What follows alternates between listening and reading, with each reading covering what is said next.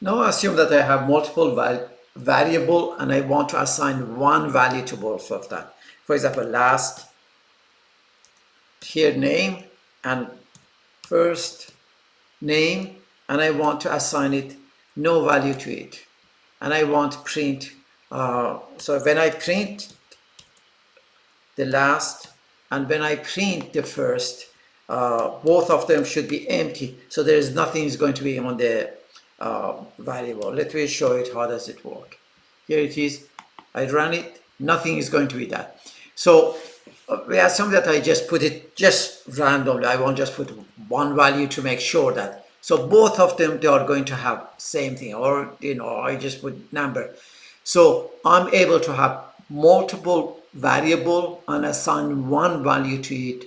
And one of the reason was, say, for example, empty string that I want to check it out. Okay.